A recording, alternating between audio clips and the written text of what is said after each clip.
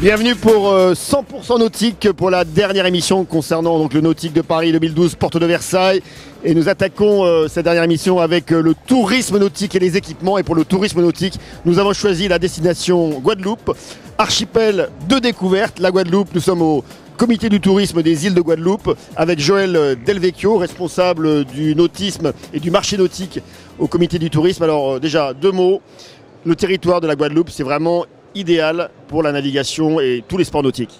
Oui, tout à fait, dans la mesure où on a une configuration donc d'archipel, de plusieurs îles. Donc en une semaine, on a de quoi passer une semaine en fait entre les îles de Guadeloupe, les Saintes, Marie-Galante, la Désirade et la Guadeloupe. Donc ça reste un endroit absolument incroyable parce qu'il y a à la fois un volcan, des reliefs, des eaux turquoises, des réserves protégées. Tout à fait, des réserves naturelles, des réserves protégées comme Petite Terre, comme la réserve Cousteau.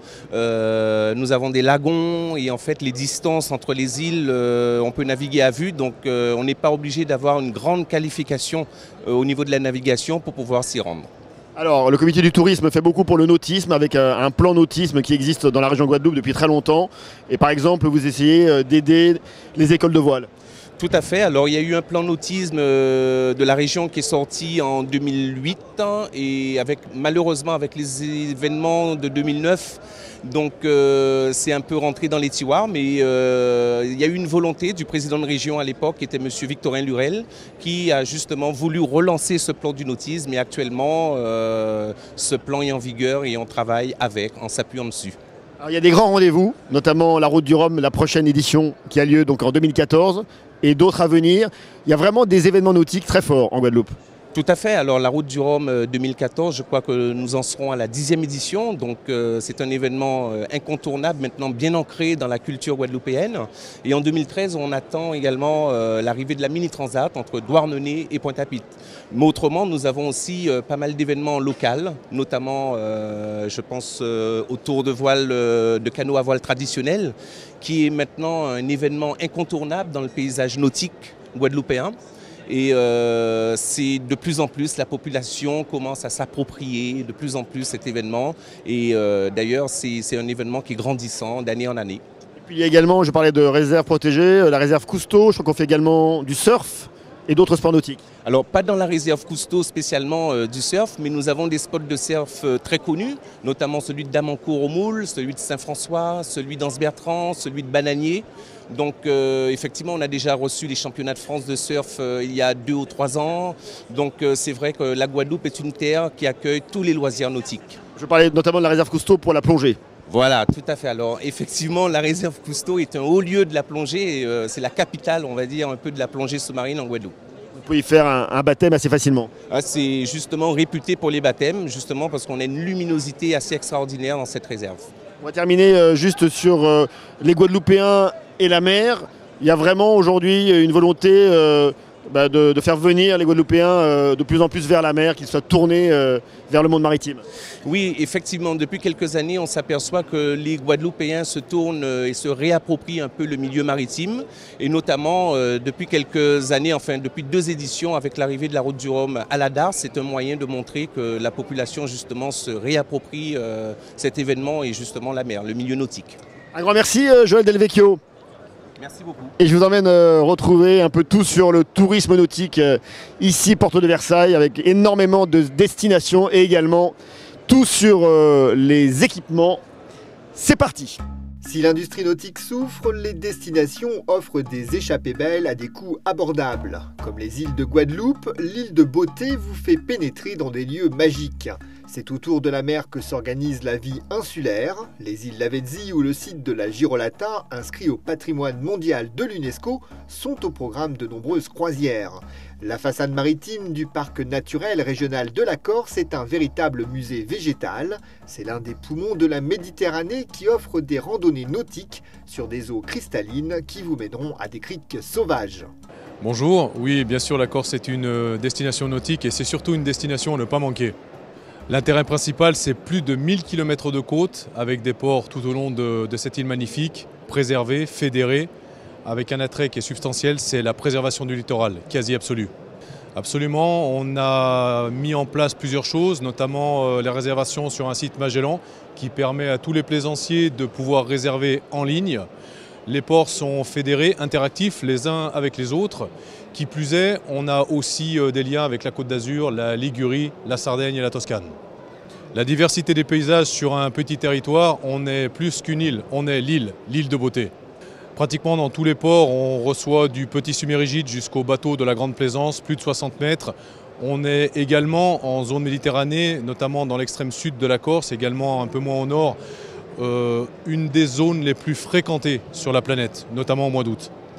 Des zones plus délicates que d'autres, effectivement, il faut être un petit peu attentionné. En même temps, je vous dirais qu'en Corse, chaque saison est la meilleure. On développe un territoire, mais surtout, on préserve un littoral. Côté équipement, le Nautique est un grand magasin, un véritable chip chandler. On est entré dans l'ère de l'ultra connecté, les appareils de navigation et de loisirs embarqués dialoguent désormais entre eux. Brooks et Get-Hose propose le nouvel écran multifonction Dutch Touch dédié à la voile. Cet écran permet de calculer le temps pour atteindre un waypoint en tenant compte des bords à tirer, une fonction unique qui donne une information redoutable pour la régate. Enfin, Garmin, leader mondial de la navigation par satellite, présente le nouveau GPS Map 700. Très design, son nouvel écran tactile propose une meilleure lecture de jour comme de nuit pour un récepteur GPS dont les performances peuvent mettre à jour la position 10 fois par seconde. Retour et clap de fin de 100% nautique dans les allées du Nautique de Paris avec le commissaire général du Salon de Paris, Alain Pichavant. Alors Alain, un petit bilan. On est tous d'accord pour dire que finalement, malgré la crise, le moral est bon. Bien, ces quelques jours, on tendance à nous dire que ça ne se passe pas trop mal pour l'instant. Je pense qu'on aura les chiffres véridiques à la clôture complète du salon, mais l'ambiance semble assez sereine en ce début de salon. Donc, qu'est-ce qui marque un peu les esprits avec tout ce qui se passe aujourd'hui, à la fois dans le motonautisme, la voile et surtout les sports de glisse? Manifestement, le stand-up paddle reste quand même un des leviers de croissance du nautisme. Oui, les sports de glisse avec le stand-up sont la partie croissante de l'activité nautique. Bien évidemment, ce qui reste très important de toute façon en France, c'est la pratique. On le voit très bien, même au salon, parce que de nombreux exposants étrangers qui ne venaient plus au salon depuis une dizaine d'années sont revenus cette année parce que la France reste un pays où la consommation nautique reste très forte. Et je pense que c'est entre autres ce qui permet à la France, aux industries nautiques françaises, de traverser au moins mal cette crise. On voit aussi que certains chantiers ont plus de facilité à vendre des unités, des bateaux à 300 400 000 euros que parfois à 100 000 euros. Ça veut dire que souvent, il y a une clientèle assez haut de gamme qui est recherchée. Je pense que c'est lié à un fait, c'est-à-dire que cette clientèle qui pratique le nautisme depuis longtemps a des bateaux de plus en plus grands. Donc ça c'est une réalité. Mais je crois qu'on voit aujourd'hui, il y a des développements, il y a le nouveau First, le petit First chez Beneteau, il y a les nouvelles activités, on parlait du stand-up paddle tout à l'heure, qui font qu'il y a de nouveau des primo-accédants au nautisme. Et ces primo-accédants, à moyen, long terme, achèteront aussi des bateaux de 9 mètres, 10 mètres, 11 mètres, et puis quand ils auront 55 ans, des bateaux qui feront 14 ou 16 mètres. Allez, un dernier point sur les animations de cette édition 2012. Elles ont été assez variées avec notamment la présence de Groupama, le bateau vainqueur de la Volvo de Franck Camas à l'extérieur. On a vu également différentes animations assez ludiques. Ouais, je crois que la course était vraiment à l'honneur parce que 2012 a été une grande année. Loïc Perron en janvier, donc le trophée Jules Verne. Franck Camas, la Volvo Saint-Andrés, gagne au nez à la barbe des Anglo-Saxons et des Espagnols la Volvo. Antoine Albo, donc pour la planche à voile, a battu le record du monde la semaine dernière de vitesse, a acquis son 20e titre de champion du monde.